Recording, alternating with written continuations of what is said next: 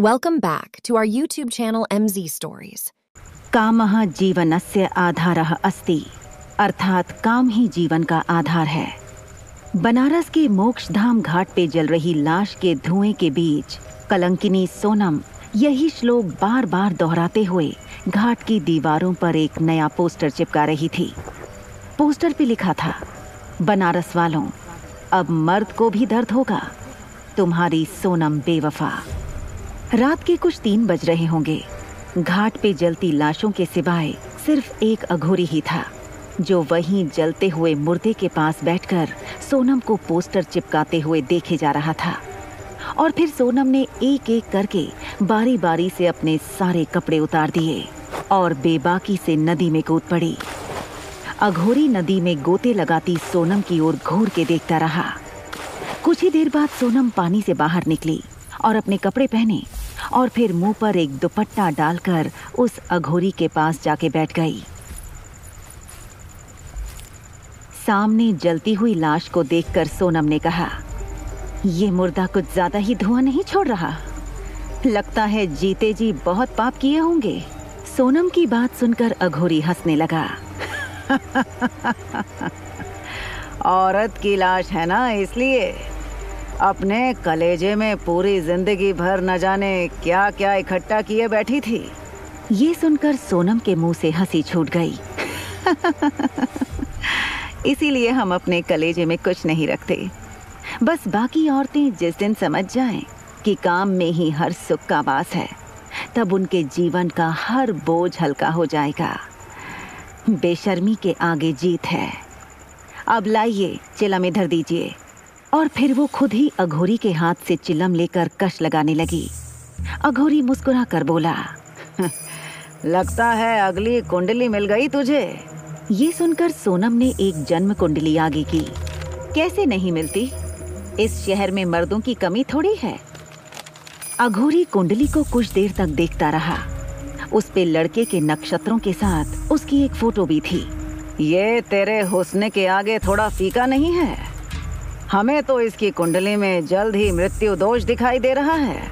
सोनम मुस्कुराते हुए बोली, धर्म, अर्थ, मोक्ष, काम में सिर्फ काम ही अंतिम सत्य है।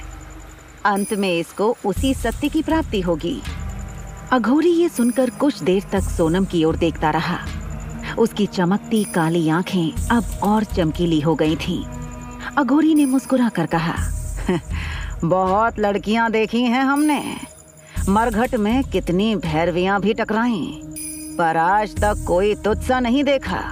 तू तो साक्षात कलंकिनी है, सोनम बेवफा।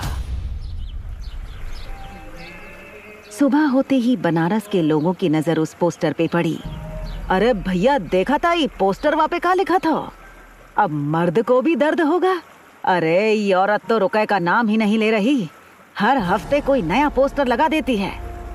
कि तभी एक दूसरा आदमी बोल पड़ा, भैया हमको तो कोई फेमिनिस्ट लगती है। फेमिनिस्ट का मतलब समझते हैं आप लोग? कि सभी एक साथ उस पे बरस पड़े। चुप कर बकलोल कहीं का, 4 अक्षर पढ़ क्या लिया, लगा कथा बांचने। ये सुनकर वो आदमी सकपका गया। लेकिन बनारस की पतली गलियों से लेकर बड़े बड़े बिजनेस कॉन्फ्रेंस मीटिंग्स तक भी बस इसी की चर्चा थी। कहीं अघोरियों की तपस्या सफल तो नहीं हो गई? क्या सच में कलंकिनी की आत्मा वापस लौट चुकी है? अब तो सबसे बच के रहना पड़ेगा भाई, किसी के पास नहीं जा सकते। इधर जहां पूरे शहर में कलंकिनी सोनम के पोस्टर को लेके आतंक फैला था, उधर संजना के घर के कमरे में बैठा अभिमन्यु कल अपने साथ हुई चीजों के बारे में सोच रहा था। आखिर वो लड़की रमुना ऐसी बातें क्यों कर रही थी? उसके पास हमारा फोटो कैसे आया था? और उसे ये भी पता है कि हम सिंघानिया परिवार के वारिस हैं। वो कहीं किसी को बता ना दे। और वो किताब हमें तो। कि तभी अचानक से कोई अभिमन्यु के कमरे का दरवाजा पीटने लगा। अभिमन्यु ने जैसे ही दरवाजा खोला तो उसकी साली रिया ने कल रात की पार्टी वाला केक उसके ऊपर फेंक दिया और कहा, ओहो जीजू, आप थे क्या? हमको लगा कि कचड़े का डिब्बा है, पर आप दोनों में उतना कोई फर्क भी कहाँ है। हम तो कल का बचा के कुत्ते को खिला रहे थे, पर उसने नहीं खाया तो सोचा कचड़े में डाल दे। अभिमन्यु ने गुस्से से तिलमिलाते हुए कहा, रिया, हम जानते हैं कि आज हमारे पास पैसे नहीं हैं, लेकिन वक्त बदलते देर नहीं लगती। ये सुन के रिया हंसते हुए बोली, दीदी के घर में टांग पसार के बैठने से वक्त नहीं बदलता, कुछ काम करना पड़ता है। अभिमन्यु ये सुनकर गुस्से में रिया की तरफ बढ़ने लगा कि तभी रिया बोल पड़ी, ज्यादा भन्नाओ मत जीजू, वरना आपकी उस मुंह बोली बहन का खर्चा पानी बंद हो जाएगा। आखिर कौन थी ये मुंह बोली बहन, जिसका नाम सुनकर अभिमन्यु का गुस्सा हर बार उसकी मजबूरी में बदल जाता था। रिया ये देखकर मुस्कुराने लगी और वहाँ से जाते जाते बोली, अब जाओ खुद को साफ कर लो, दीदी ने देख लिया तो आज ही तलाक दे देंगी। थोड़ी देर में अभिमन्यु बाथरूम से खुद को साफ करके बाहर निकला तो उसने देखा कि कमरे में उसकी बीवी संजना अपने कपड़े बदल रही थी। उसकी साड़ी पूरे फर्श पर फैली हुई थी, लेकिन तभी उसके कान में संजना की आवाज आई, जो चुपके से फोन पर कबीर से बातें कर रही थी। वो थोड़ा और नजदीक गया तो देखा कि कबीर वीडियो कॉल पर था। तभी कबीर की आवाज आई, संजना थोड़ा कैमरा ऊपर करके दिखाओ ना, You look so hot while changing clothes। ये सुनते ही अभिमन्यु गुस्से से भर उठा, लेकिन तभी संजना की नजर अभिमन्यु पर पड़ी तो उसने झट से फोन काट दिया। अभिमन्यु की नजर संजना के गले के नीचे पड़े हुए लव बाइट के निशान पर गई। उसे देखते ही अभिमन्यु का खून खौल उठा, लेकिन उसे वहाँ देखकर संजना उल्टा उस पर भन्नाते हुए बोली, You jerk! छुपकर हमें कपड़े बदलते हुए देख रहे हो, थोड़ी शर्म बाकी है कि नहीं तुम में? अभिमन्यु ने हैरानी से कहा, शर्म? और तुम ये फोन पर क्या कर रही हो? क्या हमारे बीच वो सब कुछ हो नहीं चुका जो एक पति पत्नी के बीच होता है? कहते हुए अभिमन्यु संजना के करीब जाने लगा, लेकिन इससे पहले ही संजना झल्लाकर उसे खुद से दूर हटाते हुए बोली, जस्ट शट अप। और सुनो, आज घर पे हमारे ऑफिस की पार्टी है, हमारे बॉस मिस्टर कबीर भी वहाँ होंगे। हम नहीं चाहते कि वो लोग तुम्हें हमारे साथ देखें। एक बहुत इम्पोर्टेंट डील है, इसलिए आज की रात कहीं और गुजार लो। निराश हुआ अभिमन्यु फिर बिना कुछ कहे ही वहाँ से चला गया। संजना के घर से निकलकर अभिमन्यु परेशान सा मोक्ष धाम के घाट पर पहुंच गया। इसी बीच में बनारस के मोक्ष धाम घाट पर पता चला कि शमशान घाट पे कई सारे मुर्दे जल ही नहीं रहे हैं। कितना ही आग लगाओ, बस कुछ देर तक धुआं उठता और लाश वापस से बुझ जाती। और तभी एक चांडाल दौड़ता हुआ चिल्लाने लगा, शुरू हो गया कलयुग का अंतिम चरण, अब किसी को भी मुक्ति नहीं मिलेगी। अभिमन्यु को कुछ समझ में नहीं आया। अब शाम ढल गई थी। थका हारा अभिमन्यु सड़क किनारे एक हैंडपंप पर पानी पीने के लिए बढ़ा। तभी उसको एक जानी पहचानी औरत की आवाज सुनाई पड़ी, जो नल के पास ही आकर खड़ी हो गई थी। इस पानी से आपकी प्यास तो बुझ जाएगी अभिमन्यु जी, पर कलंकिनी के कलेजी की प्यास, उसके बारे में आपने क्या सोचा है? ये लड़की कोई और नहीं बल्कि रमोना थी, लेकिन इस वक्त वो सिर्फ एक शिफॉन की साड़ी में थी, जो बहुत मुश्किल से उसके बदन को छुपाने की नाकाम कोशिश कर रही थी। अभिमन्यु उसे देखकर हैरानी से बोला, आप हमारा पीछा कर रही हैं? और ये कैसी वेशभूषा बना रखी है? सब कुछ दिख रहा है आपका। इस पर रमोना धीरे से मुस्कुराई।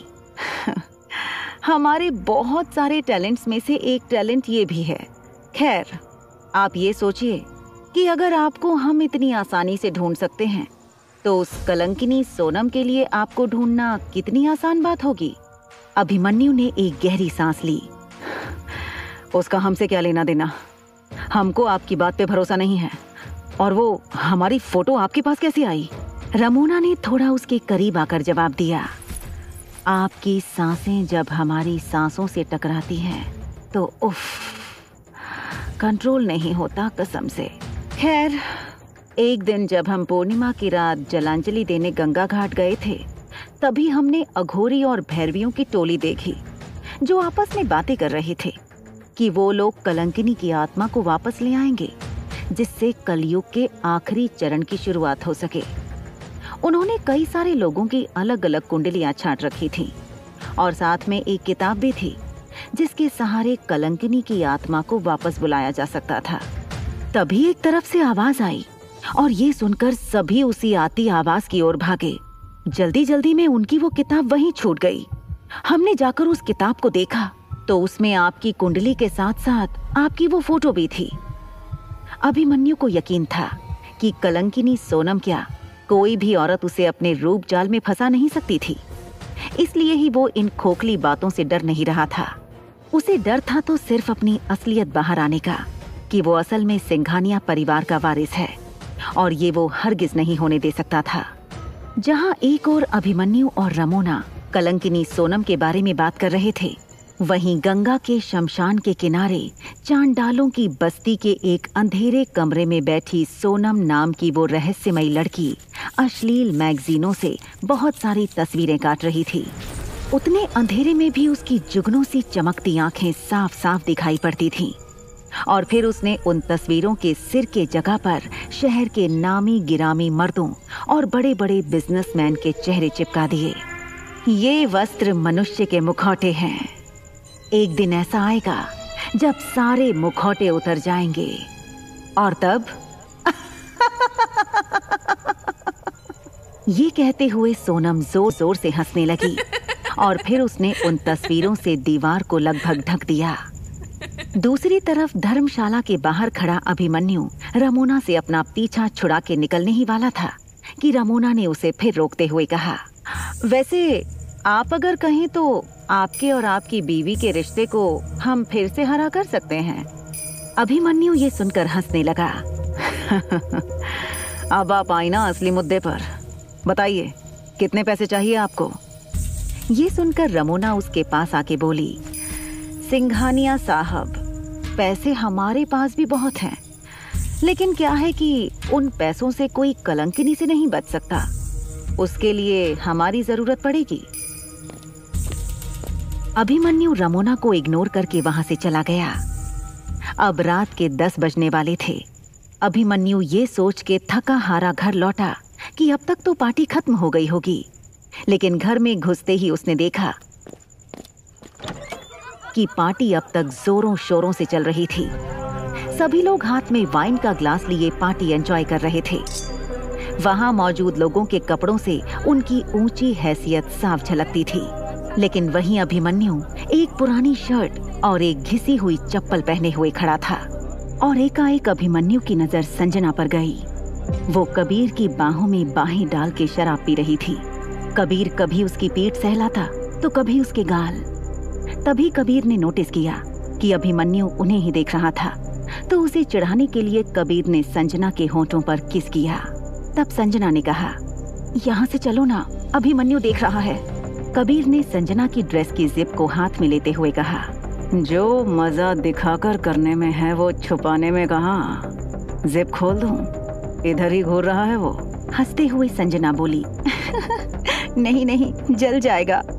फिर कबीर ने एक ही झटके में संजना की जिप खोल दी और उसकी ड्रेस जमीन पर गिरने ही वाली थी कि संजना ने हंसते हुए उसे ऐन मौके पर पकड़ लिया और बोली, यहाँ नहीं, अंदर चलो।